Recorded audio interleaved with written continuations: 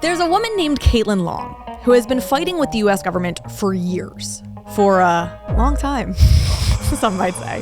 Oh boy, so bad. Won't be the last of those puns, though, I'll tell you that much. Oh no. In any case, Caitlin Long has been fighting with the U.S. government for a long time, and she's been fighting over her bank. Now, this is not just the bank where she keeps her money. This is a bank she has founded. It's a Wyoming-based bank called Custodia. And Caitlin is building Custodia to be a safer kind of bank, and to be a bank that services the cryptocurrency community specifically. And these two things, building a safer bank and a cryptocurrency-specific bank, are two things that the federal government does not particularly like. So Caitlin has found herself at the center of something many people call Operation Choke Point 2.0, a nod to an earlier round of government overreach, often referred to as Operation Choke Point 1.0. Now, in an effort to stop Caitlin Long, the government has gone to great lengths. Long lengths. Oh, brother, this guy stinks! In any case, it has done so by breaking with 100+ years of policy designed to provide checks and balances in our financial system. And breaking with this policy is arguably part of this creeping crawl towards authoritarianism that seems to permeate both political parties in the United States these days, even though each party will insist that their party has nothing to do with it at all. It's all the other person's problem. And so that is what we are talking about today.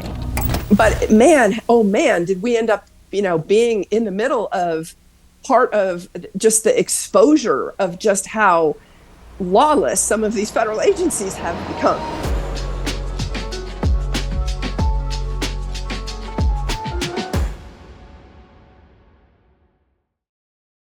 Welcome back to the Carly P. Riley Show. I'm Carly Riley.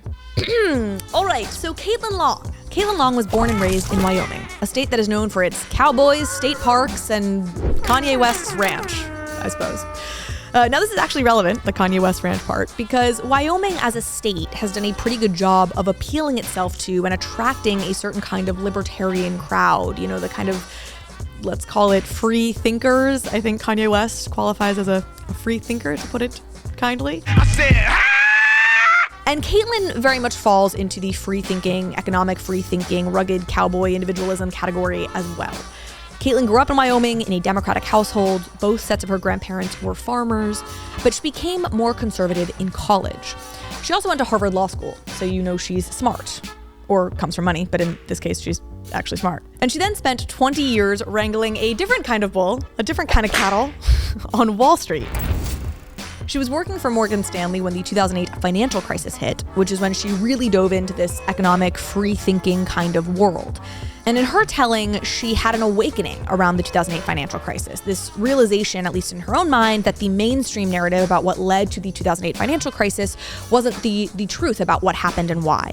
And she became quite concerned at that point with the way that Wall Street banks ran themselves, this industry that she had dedicated 20 years of her life to. And so what is frankly a somewhat classic story, it was around that time that she really turned to Austrian economics and ultimately to Bitcoin.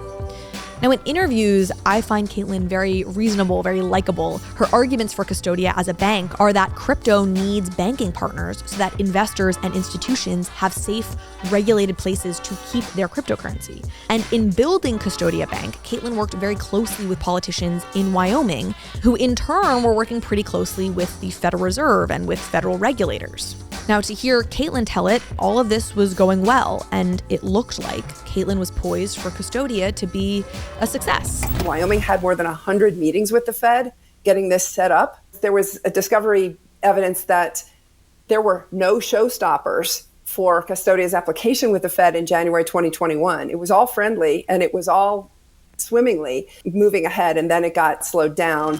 But despite these friendly relations in 2021, there would turn out to be a showstopper. In January of 2023, despite being led to believe that the opposite was happening, that Custodia was on track to have a good relationship with the Federal Reserve, Custodia was rejected by the Federal Reserve, our nation's central bank here in the US, and it was rejected in a pretty spectacular fashion, with a message coming in loud and clear from the US government and from the White House that they really had no interest in Custodia existing.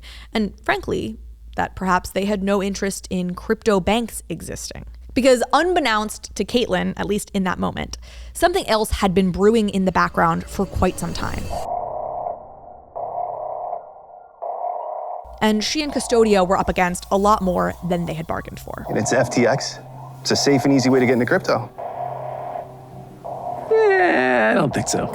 2 months before Custodia Bank was rejected by the Federal Reserve, the crypto company FTX collapsed. Once celebrated as the poster child for transparency in cryptocurrency, wire fraud, securities fraud, and intent to defraud the United States government. FTX founder Sam Bankman-Fried, arrested in the Bahamas, set to face a judge this morning. Bankman-Fried and his co-conspirators stole billions of dollars from FTX customers.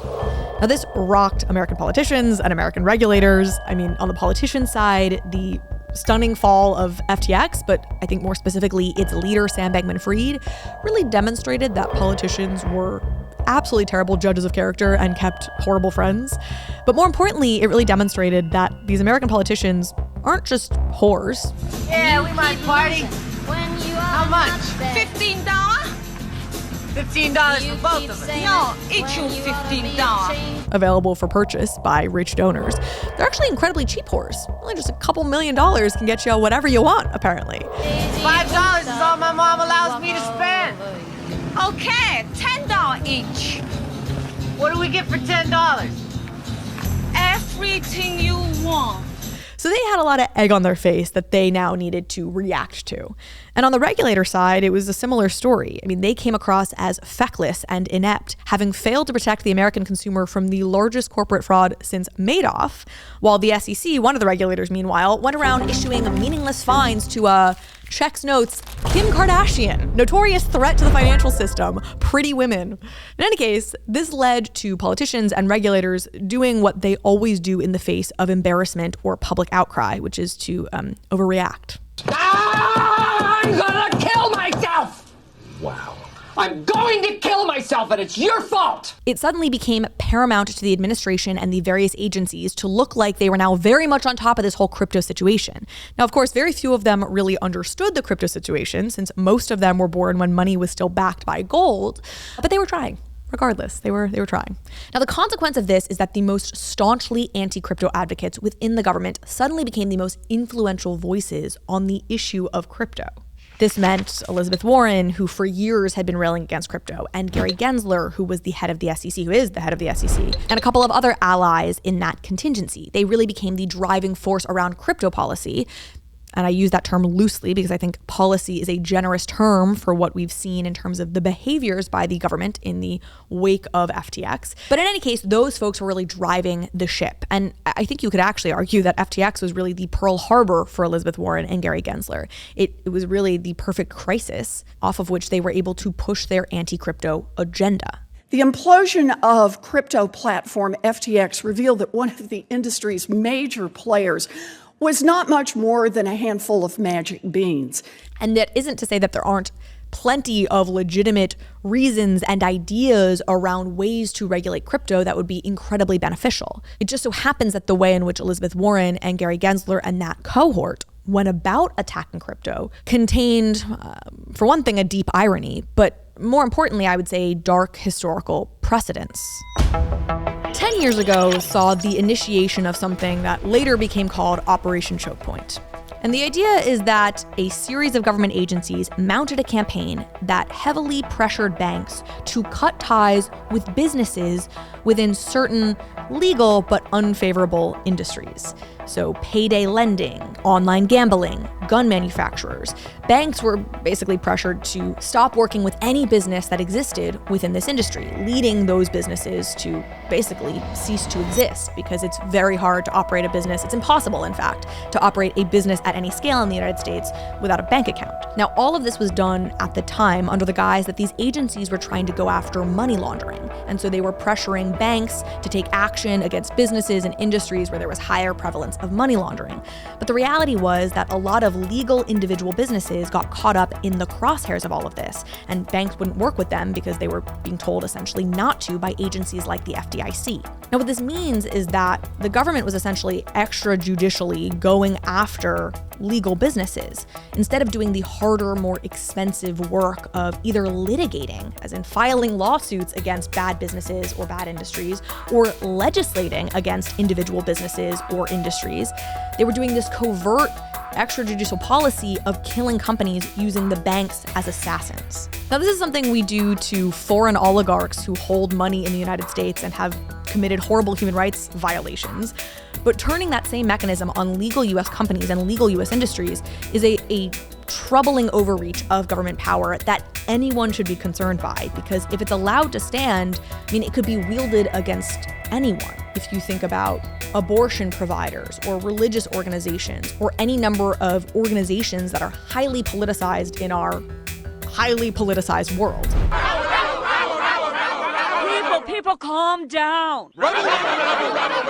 Now, there was outcry about Operation Choke Point, again, for very good reason. And ultimately, the FDIC, who was arguably the worst perpetrator of it, they were forced to pay out $25 million in settlements to various companies because of everything that happened with Operation Choke Point 1.0. But what's interesting is that many of the main players involved in this 10 years ago are still in power in the government today. And some of them, in fact, seem to be very closely allied publicly with Elizabeth Warren and Gary Gensler, and this crop of particular politicians that saw their standing significantly elevated in the wake of FTX. And this brings us back to January of 2023, the month when Custodia was rejected by the Federal Reserve. This came just 2 or 3 months after the collapse of FTX, and it's pretty clear that Custodia's rejection was, in fact, a direct reaction to FTX's fall and a political need to appear tough on anything crypto-related. But it's also arguably a part of a broader effort to make sure that crypto can't get itself any banking partners. Because Custodia wasn't just rejected. It was denied basic due process. In the entire history of the Federal Reserve, the longest denial order was 3 pages. And when they denied Custodia, it was 86. Okay? And there were so many lies. And so, and the whole thing came to us as just such a shock. It was, in retrospect, very clearly a political document, and it was not only illegal, but it was unethical. Now, on top of having a series of strange lies in it, Custodia's rejection had also come during a Federal Reserve blackout week, which means Custodia was publicly rejected in a week when the Federal Reserve wasn't supposed to be issuing any sort of public comments on anything. But they had apparently broken with its protocol specifically to reject Custodia. And the rejection of Custodia was reported by Bloomberg publicly 4 minutes after the rejection landed in Custodia's own inbox, suggesting that somebody within the Federal Reserve was likely talking to reporters about this fact long before Custodia itself even realized it was being rejected. Now, what happened here at a high level is somewhat obvious. We've been talking about it. This was an overreaction to the fact that FTX made a bunch of politicians look like jackasses. But it seems to go even a bit deeper than that in ways that I think may seem subtle but are pretty troubling.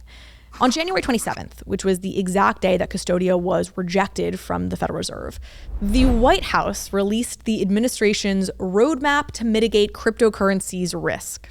This is a paper that might more aptly be called the Please Make Us Look Tough on Crypto Since Sam Bankman-Fried Made Us Look Like Idiots paper. There's a 32-year veteran of the Federal Reserve who then later became an advisor to Custodia, who said publicly that during her Federal Reserve career, the Federal Reserve System had operated as an independent agency and had resisted any White House influence. She went on to say that something has gone terribly wrong in the review of Custodia's application, whereby Custodia was not given due process, and it appears, she wrote, based on the events described, political pressure pushed the board to make a hasty and poorly informed decision.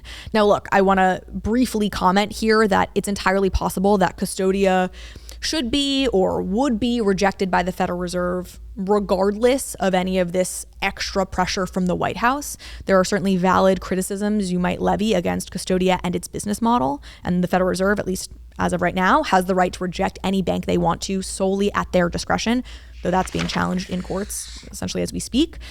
But all of that is actually besides the point, because Custodia wasn't rejected in a reasonable way, in a valid way. The process by which its rejection came was very bad. And the perception that the Federal Reserve is now acting at the behest of the federal government is also bad, which, according to Caitlin Long, even people within the Federal Reserve acknowledge. There were multiple whistleblowers who came forward. I asked that first one, why did the Fed participate? This is supposedly an independent agency. Why were they coordinating like this? And why were they working with the White House like this? And the truth is, Custodia is just the tip of the iceberg. In March of last year, March of 2023, the two biggest banks that service cryptocurrency companies collapsed. They were Silvergate Bank and Signature Bank. Now, both of these failures have some dubious circumstances surrounding them, but Signature Bank, I think, is particularly noteworthy. Signature Bank was seized against the will of its board members by the U.S. government.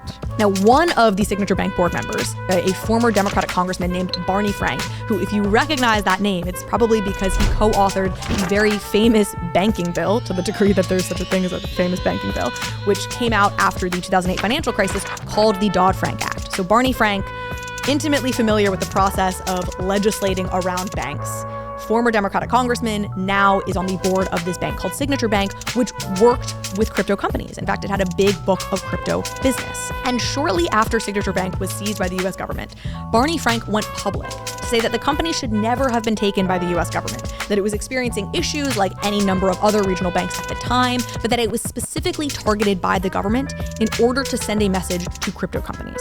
Essentially the message that you're not welcome in the US banking system. You can't sit with us! It's a fascinating accusation by Barney Frank, who is no particular fan of cryptocurrency, as he himself has said. He's even skeptical of cryptocurrency to a degree. And notably, when the government eventually resold Signature Bank out of its receivership, Reuters reported that the government had insisted that the crypto business be shuttered. So Signature Bank would be resold, reopened, but only without its book of crypto business.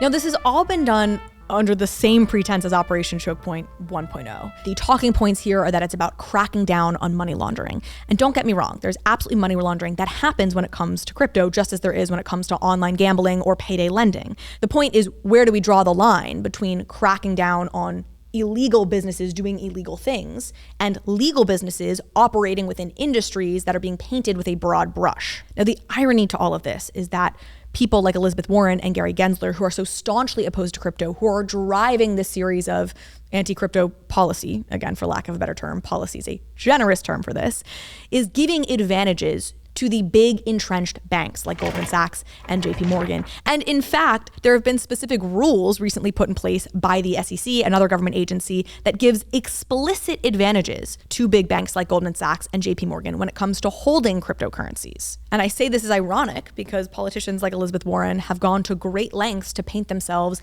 as fierce adversaries of these big banks. And yet, at least where crypto is concerned, their pattern of behavior has consistently favored and benefited the entrenched, established interests over the more free-thinking upstarts that a state like Wyoming has been so happy to champion. And this really is the danger of these Operation Choke Points. It's about a concentration of power, a centralization of power, a deeper centralization of power between government officials and a couple of industries. On the one hand, you have the government applying pressure to banks to not work with crypto companies.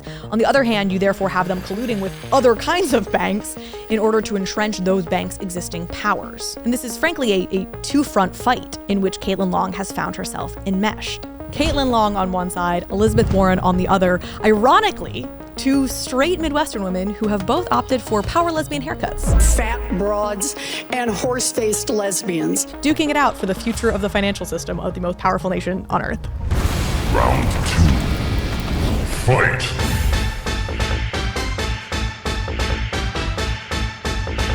Fatality.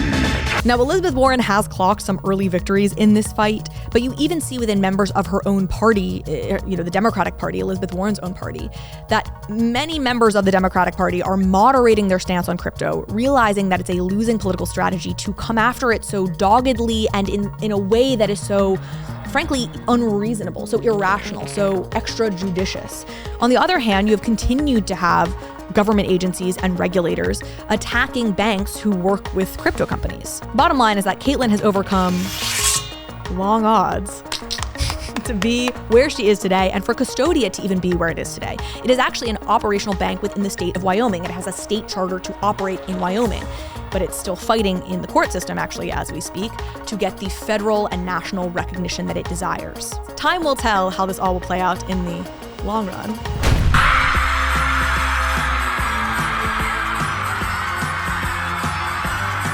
But my interest in this story goes beyond just crypto. It really is about holding to account a repeated pattern of behavior in which the federal government applies pressure to what are supposed to be independent agencies to debank legal businesses. In the end, I'm rooting for Caitlin Longs, if for no other reason that I stand on that principle.